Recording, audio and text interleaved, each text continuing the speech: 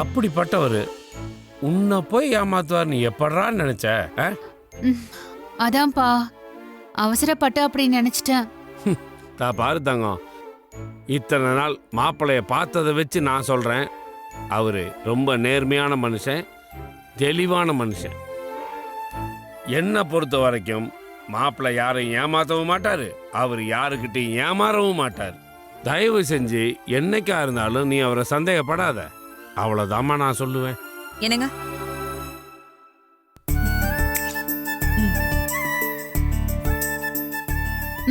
அப்போக்கும் குடுமா?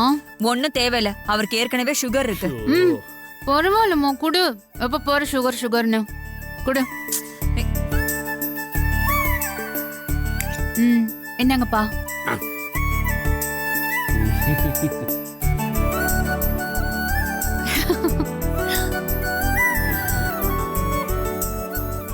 சரி தங்கம், நீ ஏதோ மாப்பிள்ளைய தெரியாம சந்தேகப்பட்ட, அதை இத்தோட மறந்துடு, புரியுதா? உன் மனசுல அப்படி ஒரு எண்ணம் வந்தது மாப்பிள்ளைக்கு தெரியவே கூடாது. தெரிஞ்சா அவர் ரொம்ப வருத்தப்படுவார். சரியா? சரிங்கப்பா. அம்மா இந்தா உனக்கு.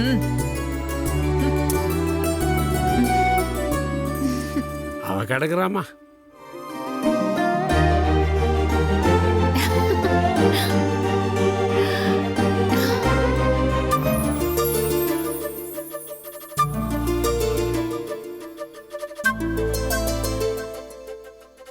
அண்ணே. வா அபிராமி. என்னம்மா இன்னைக்கு என்ன நல்ல செய்தியோட வந்திருக்க? ரேணுகா கல்யாணம் ஃபிக்ஸ் ஆயிருக்கா? இல்லண்ணே. இப்பெல்லாம் நீ வந்தாலே ஏதாவது குட் நியூஸோட தான் வர, அதனால தான் கேட்டேன். சும்மா தானே ரம்யாவை பார்க்க வந்தேன். சரி சரி. ரம்யா வீட்ல இல்லையாண்ணே? இருக்காளே, மாடியில தான் இருக்கா. இரு கூப்பிடுறேன். ரம்யா, ரம்யா, நீ உட்கார் அபிராமி. ரம்யாக்கு ஒரு வரன் வந்துச்சு. போட்டோ அமிச்சு பிடிச்சிருக்கான்னு கேட்க சொன்னாங்க. பையன் எப்படி இருக்கான்? நல்லா இருக்காருன்னு. யாருன்னு இது? அதான் இவ தான் கல்யாண பேச்சு எடுத்தால, மாட்டேன்றத மட்டும்தானே பதிலா சொல்றா. அதான் எப்படி கேட்கறதுன்னு தெரியாம முழிச்சிட்டு இருக்கேன். எனக்கு ஒரு உதவி பண்றியா? என்னன்னு? நீயே இந்த போட்டோவை ரம்யா கிட்ட காமிச்சு மாப்பிள்ள பிடிச்சிருக்கான்னு கேக்குறியா? ஐயோ, நான் எப்படிண்ணே இதெல்லாம் கேட்க முடியும்? ஏன் அதுல என்ன கஷ்டம்? நான் கேட்டாதான் கோவப்படுவா, நீ கேட்டா அட்லீஸ்ட் அந்த பையன் போட்டோவாவது பாப்பால. எனக்காவது இந்த உதவி செய்ய. அத்தை, நீங்க எப்ப வந்தீங்க? இப்பதாம்மா வந்தேன். என்ன ரெண்டு பேரும் ஏதோ சீரியஸா பேசிட்டு இருக்கீங்க? என்ன விஷயம்? அது ஒண்ணும் இல்லம்மா, அபிராமி உங்ககிட்ட ஏதோ கேட்கணும்னு சொல்லிட்டு இருந்தா. ரம்யா வந்துருவா, நீ அதை அவகிட்ட கேளுன்னு சொன்ன. என்னத்த, என்ன கேட்கணும்?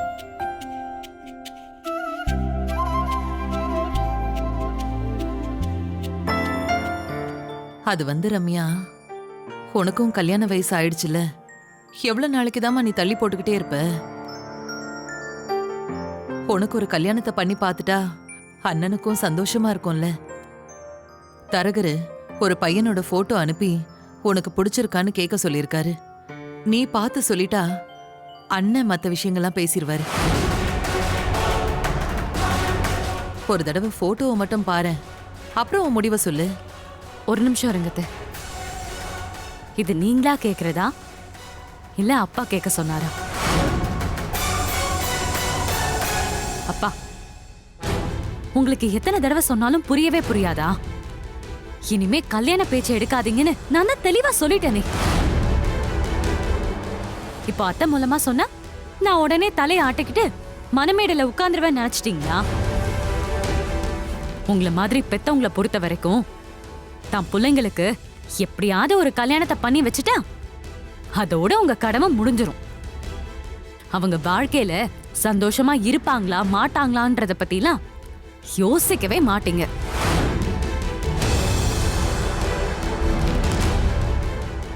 பிடிச்சிருக்கோ பிடிக்கலையோ நீங்க சொல்லிட்டா அதுதான் விதின்னு நாங்க வாழ ஆரம்பிச்சிடணும்.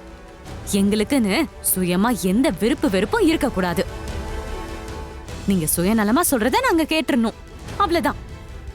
இங்க பாரு ரம்யா, நான் ஒன்றும் என்னோட சுயநலத்துக்காக உன்னை கல்யாணம் பண்ணிக்க சொல்லலை.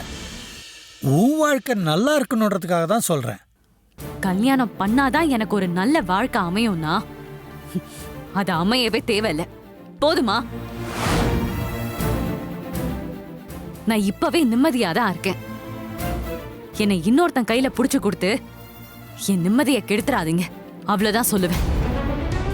சரி விடு ரம்யா, இனிமே நான் உன் கல்யாணத்தை பற்றி எதுவும் பேசல, போதுமா? இரு ரம்யா, பாரு அண்ணன் எப்படி பேசிட்டு போறாரு, பாவம் இல்லையா? அத்தை, தயவு செஞ்சு நீங்களும் அதையே ஆரம்பிக்காதீங்க. என்னால முடியல. இப்போதைக்கு எனக்கு கல்யாணம் பண்ணிக்கிற ஐடியாவே இல்ல. என்ன விட்டுருங்க. அப்போ இதுக்கு முன்னாடி இருந்துச்சா ரம்யா? இதுக்கு முன்னாடி யாரையாவது கல்யாணம் பண்ணிக்கணும்னு உனக்கு இருந்துச்சாமா? இல்ல, நீங்க என்ன கேக்குறீங்கன்னு எனக்கு புரியல.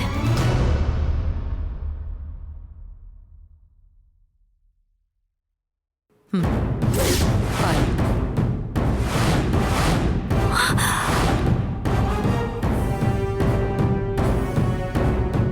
இது எப்படி உங்ககிட்ட? உன் ரூம்ல கட்டிலுக்கு பின்னாடி கிடந்தது. வேற மாப்பிள்ளையோட போட்டோவை கூட பார்க்க விரும்பாத நீ இந்த போட்டோல இருக்கிற சரவணன் தான் மாப்பிள்ளையாகணும்னு விரும்பி இருக்க. அதுதானே உண்மை? ஏன் ரம்யா, உன் மனசுல இருக்கிற விருப்பத்தை அண்ணன் கிட்ட நீ சொல்லவே இல்லையா? நான் சொல்றது இருக்கட்டும். நீங்க என்னைக்காவது இந்த கேள்விய சரவணன் கிட்ட கேட்டிருக்கீங்களா அத்தை? சரவணனுக்கும் ஈஸ்வரிக்கும் கல்யாணம் நிச்சயம் பண்ணீங்களே, அப்பவாச்சும் அந்த கேள்வியை கேட்டீங்களா? இல்ல இல்ல, நீங்க இல்ல, இங்க முக்காவாசி பெத்தவங்க இப்படிதான் இருக்கீங்க. உனக்கு இந்த Dress வேணுமா, அந்த சாப்பாடு பிடிக்குமா, இந்த வண்டி வாங்கிக்கிறியான்னு சின்ன சின்ன விஷயத்துல எல்லாம் பிள்ளைங்களோட ஆசைய கேட்டு கேட்டு தெரிஞ்சுக்கிறீங்க. ஆனா வாழ்க்கைய முடிவு பண்ற கல்யாணத்துல அது கேட்கவே மறந்துடுறீங்க. சரவண விஷயத்துல நீங்களும் அதே தப்பதானத்தை செஞ்சீங்க. ஆனா ஒண்ணு, நீங்க கேட்டிருந்தாலும் அதுக்கு சரவண உண்மைய சொல்லிருப்பானான்றது சந்தேகம்தான். ஏன்னா ஈஸ்வரிய கல்யாணம் பண்ண சரின்னு சொல்றதுக்கு முன்னாடியே நான் வேண்டான்னு அவன் முடிவு பண்ணிட்டான். இல்ல ரம்யா, சரவணனும் அந்த முடிவு எடுக்கல. அதுக்கு காரணமே நான் தாம்மா. என்னத்த சொல்றீங்க? ஆமா ரம்யா, நீ சொன்ன மாதிரி நான் சரவணனோட விருப்பத்தை கேட்காமலேயே ஈஸ்வரிக்கு அவனை கட்டி கொடுக்கறதா வாக்கு கொடுத்துட்டேன். தான் அம்மா வாக்கு தவறிட்டாங்கிற ஒரு வார்த்தைக்கு ஆளாயிடக்கூடாதுங்கிறதுக்காக தான் சரவணன் இந்த கல்யாணத்துக்கே ஒத்துக்கிட்டாமா. எல்லாமே ஏன் தப்புதான் ரம்யா. அன்னைக்கே சரவணன் கிட்ட அவன் விருப்பத்தை நான் கேட்டிருக்கணும். அவசரப்பட்டு முடிவு பண்ணி என் பிள்ளைக்கு பிடிக்காத ஒரு வாழ்க்கையில அவனை நானே தள்ளி விட்டுட்டேன்.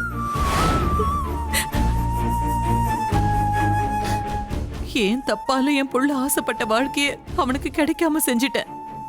ஒன்னு சேர வேண்டிய உங்க 2 பேரையும் அநியாயமா பிரிச்சுட்டேனே ரம்யா, என்ன மன்னிச்சிருப்பா. இல்ல, நீங்க ஒன்னும் தப்பா பண்ணல எதுவும். இப்போ சரவணனுக்கு நீங்க நல்ல வாழ்க்கையை தான் அமைச்சு கொடுத்திருக்கீங்க. அவன் மேல உயிரா இருக்கிற ஈஸ்வரி சரவணனை முழுசா நம்புற ஒரு குடும்பம்னு அவனுக்கு நல்லதுதான் பண்ணிருக்கீங்க. தயவு செஞ்சு நீங்க அழாதீங்க, அழாதீங்க.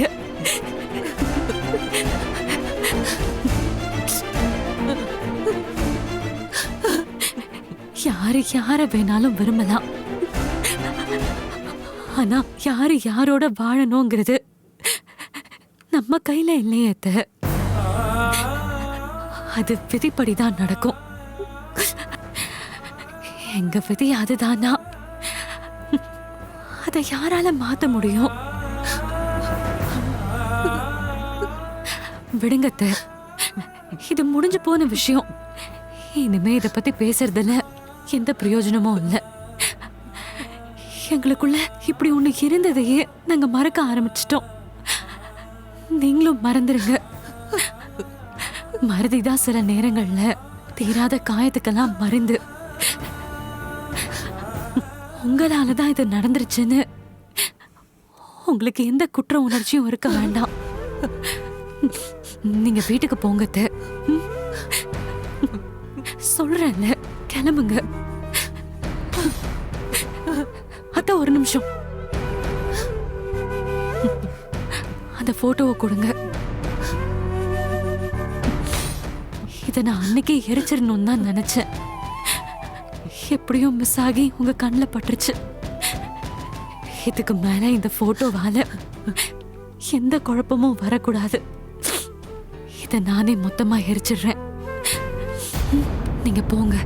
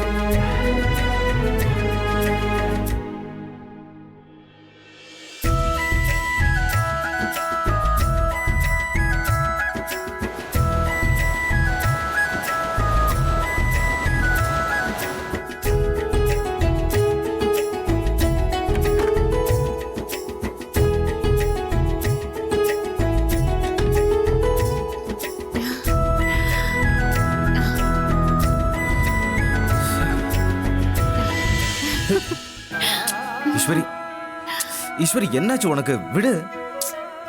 முடியாது. சொல்றேன்ல ஈஸ்வரி, விடு. ம்ஹும். உங்களை நான் எப்பவும் விட மாட்டேன். இப்படிதான் இறுக்கமா பிடிச்சுப்பேன். ஈஸ்வரி என்னாச்சு? ஈஸ்வரி என்னது? என்ன திடீர்னு? விடு ஈஸ்வரி.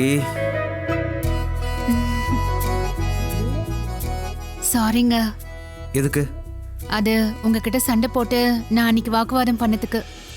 என்னாச்சு இவளுக்கு? அன்னைக்கு என்னன்னா சைக்கோ மாதிரி சண்டை போட்டா இன்னைக்கு அவ்வளவே சாரி கேக்குறா. இவ சாரிலாம் கேக்குற ஆள் இல்லையே.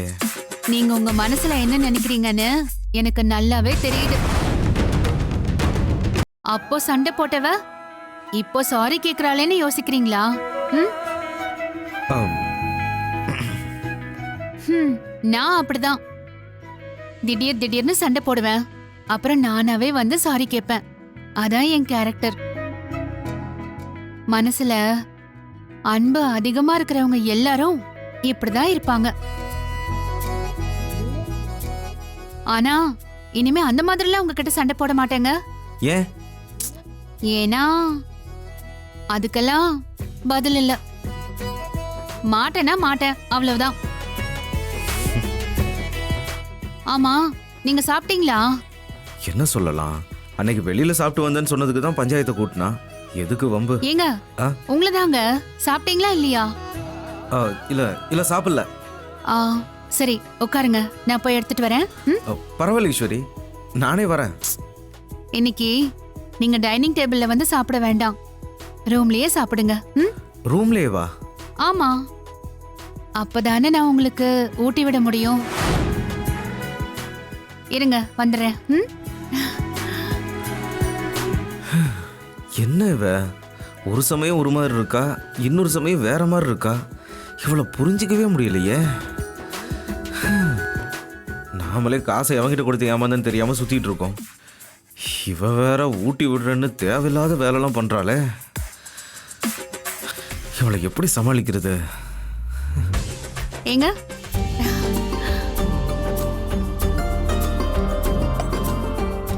உட்காருங்க. ம். ஈஸ்வரி, நான் சாப்பிட்டுக்கிறேன். நீ ஊட்டியெல்லாம் விட வேண்டாம் கூட. ஏன் நான் உங்களை கூட்டி விடக்கூடாதா? அது உனக்கு எதுக்கு சிரமம்? ம். சிரமமா இல்ல சாருக்கு கூச்சமா? ம். இங்க பாருங்க, நான் யாரு? ஈஸ்வரி, உங்களுக்கு நான் யாருங்க? என் ஒய்ஃபு. ம். ஒரு வைஃப் ஹஸ்பண்ட் கூட்டி விடக்கூடாதா? ம். ஆனா நான் அப்படி நினைச்சதே இல்லையே. அது தெரியாம இப்படி டார்ச்சர் பண்றாளே. ஏங்க உங்களை தான் கேட்டேன். ஊட்டி விடலாம். ம். அப்படின்னா அமைதியா சாப்பிடுங்க. ம்.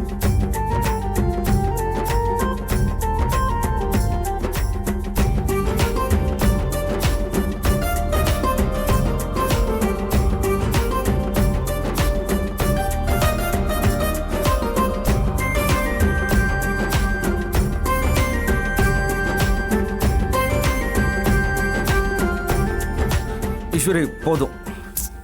அதுக்குள்ளேயுமா? இன்னும் சாப்பிடவே இல்லைங்க. அமைதியா சாப்பிடுங்க. இல்லை ஈஸ்வரி, எனக்கு வயிறு ஃபுல்லாயிடுச்சு. போதும் ப்ளீஸ். புரிஞ்சு போச்சு. அப்ப என்கிட்ட நீங்க பொய் சொல்லிருக்கீங்க. நடந்ததெல்லாம் என்கிட்ட இருந்து மறைச்சு என்ன ஏமாத்திருக்கீங்க. ம், கரெக்டா? சொல்லுங்க, பொய் தானே சொன்னீங்க? பொய்யா? என்ன பொய்? நான் என்ன சொன்னேன்? அன்னைக்கு மாதிரி வெளியே சாப்பிட்டுட்டு வந்துட்டு நான் எங்க மறுபடியும் சண்டை போடுவேனோன்னு பயந்து சாப்பிடலன்னு பொய் தானே சொன்னீங்க? அப்பா. அதானே உண்மை? ஆமா. அன்னைக்கு ஏதோ நான் கோவத்துல இருந்தேங்க. ஏன் வெளியே சாப்பிட்டு வந்தீங்கன்னு சண்டை போட்டேன். அதுக்காக நான் ஒன்றும் அவ்வளோ கொடுமைக்காரியெல்லாம் இல்லை. ம். நீங்க வேலை வேலைன்னு வெளியே சுத்திட்டு இருக்கீங்க. பசிச்சிருக்கோம், வெளியே சாப்பிட்டுருப்பீங்க. அத கூட புரிஞ்சுக்க முடியாதவள நானு. நீ புரிஞ்சுக்கிறவதான், ஆனா என்னாலதான் உன்னை புரிஞ்சுக்க முடியல. இங்க பாருங்க, நீங்க வீட்டுக்கு வந்து சாப்பிடுறீங்களோ இல்ல வெளியே சாப்பிடுறீங்களோ எனக்கு தெரியாது. அது எனக்கு பிரச்சனையே இல்லை. ஆனா எதுக்காகவும் நீங்க என்கிட்ட போய் மட்டும் சொல்லவே கூடாதுங்க. இது ஒரு சின்ன விஷயம்தான். ஆனா நீங்க என்கிட்ட உண்மையா இருக்கிறது தான் எனக்கு வேணும். சொல்லுங்க, எப்போ நீங்க என்கிட்ட உண்மையா இருப்பீங்கல்ல? சரி, சாப்பிட்டது போதும், நீங்க படுத்து ரெஸ்ட் எடுங்க. ஏங்க, அப்புறம் ஒரு முக்கியமான விஷயம். கூடிய சீக்கிரம் உங்களுக்கு ஒரு சர்ப்ரைஸ் இருக்கு. என்ன சர்ப்ரைஸ்? சர்ப்ரைஸ்னா முன்னாடியே சொல்றது இல்லைங்க. அதுவா தெரியறப்போதான் அந்த சர்ப்ரைஸுக்கு ஒரு வேல்யூ இருக்கும். எதுவா இருக்கும்னு நீங்க கெஸ் பண்ணிட்டே இருங்க. நீங்க எதிர்பார்க்காத ஒண்ணு சீக்கிரம் நடக்க போகுது. சரி, நீங்க வாஷ் பண்ணிட்டு வந்து படுத்துக்கோங்க. நான் இதை வச்சுட்டு வந்துடுறேன்.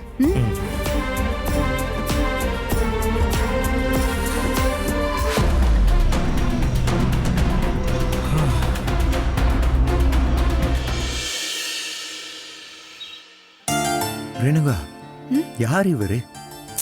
புரோக்கர்டா. புரோக்கரா? ஏன் வீடு மாத்த போறோமா? மக்கள் இவர்தான் கல்யாண புரோக்கர். கல்யாணமா? யாருக்கு? உனக்கா பண்ணுவாங்க? எனக்காதான். வணக்கம்மா. சும்மா சொல்லாத. உட்காருங்க. என்ன திடீர்னு ஃபோன் பண்ணி பார்க்கணும்னு சொன்னீங்க? நான் என்ன விஷயமா உங்களை வந்து பார்க்க போறேன்? எல்லாம் கல்யாண விஷயம்தாம்மா.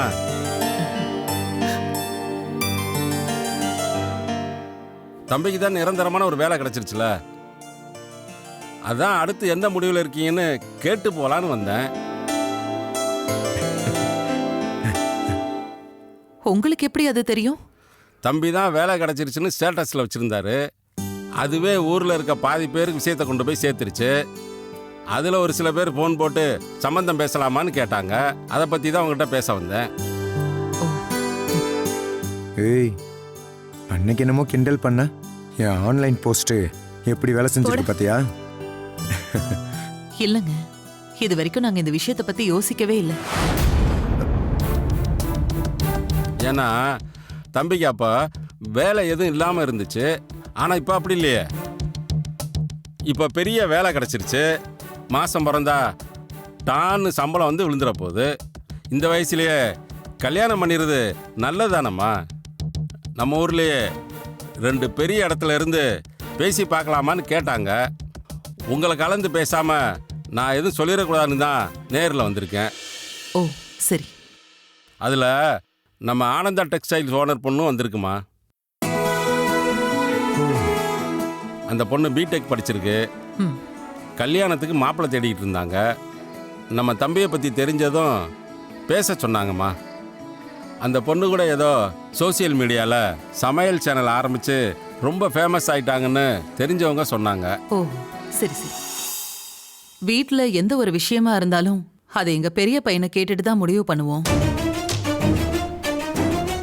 ஒரு 2 நாள் டைம் கொடுங்க. அவனை ஒரு வார்த்தை கேட்டுட்டு அப்புறமா சொல்றோம்.